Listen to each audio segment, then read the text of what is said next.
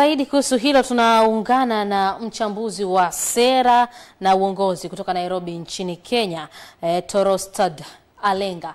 Tunazungumza naye machache kuhusu hali hiyo ya kisiasa huko nchini Kenya. Alenga, karibu sana kwenye ETV saa moja. Tuanzie hapa, zinaonekana kauli tata kutoka kinywani kwa Gachagua. Pengine ni hatua gani ambazo zinadhaniwa huenda zinaweza kutokea kwenye kauli hizi ambazo amekuwa akizitoa majukwani, au ni kawaida kwa huko nchini Kenya?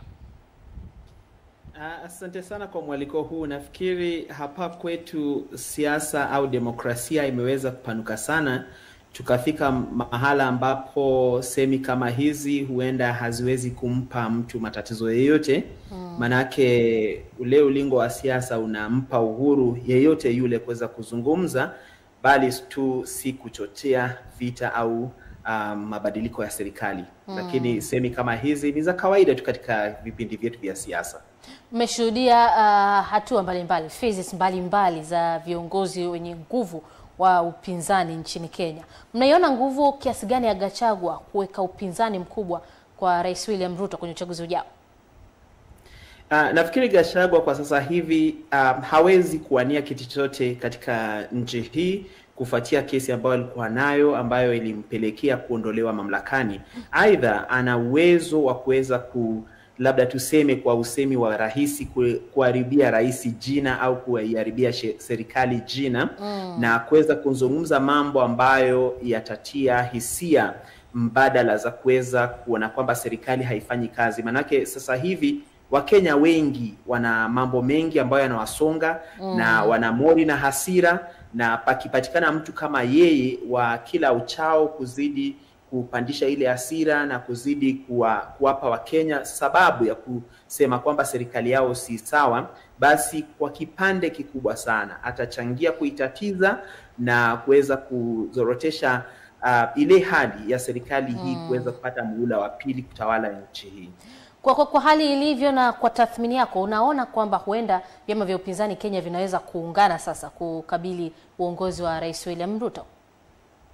Kuna uwezekano kwamba vyama vya upinzani huenda vikaungana tunapoelekea katika kura za 2027. Manake wengi wameona kwamba serikali iliyoko mamlakani kwa sasa ina pesa nyingi, labda tuseme ule kiongozi wake ana pesa nyingi ambazo anaweza kuweka kampeni kubwa zaidi. Basi yeyote yule anayetaka kumuondoa mamlakani lazima aungane na wenzake wakaweze kuchangisha kile kidogo alichonacho ili kuweza kumfikia.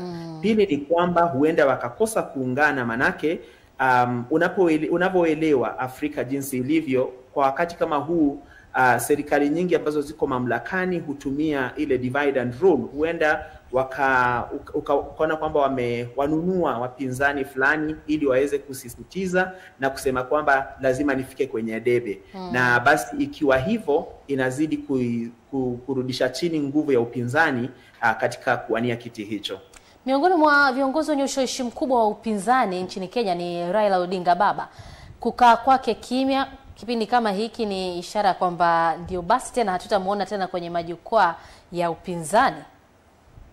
Ni dhahiri shairi kwamba kwa wakati huu labda Raila ama kuendelea mbele labda hatutaweza kuona upinzani wake tena, hatutaweza kuona yale makali aliyokuwa nayo kwa siasa, ikizingatiwa vitu viwili. Mwanzo kabisa ameweza kujishirikisha na serikali iliyoko kwa sasa, serikali ambayo wananchi wengi wanahisia tofauti. La pili ni kwamba umri wake pia nao umezidi. Basi anapokosa katika mashindano ya 2027 hana fursa nyingine ya kuweza kushiriki mashindano haya. Lakini cha msingi ni kwamba Wakenya wengi wa matabaka tofauti wanahisi kwamba alishawasaliti kwa kuungana na serikali hii, haswa akiwa anaungana nayo wakati ule vijana walikuwa wamepigwa sana, wakauawa wengi wao katika yale maandamano yaliokuwa mjini Nairobi tarehe 25 Juni mwaka uliopita.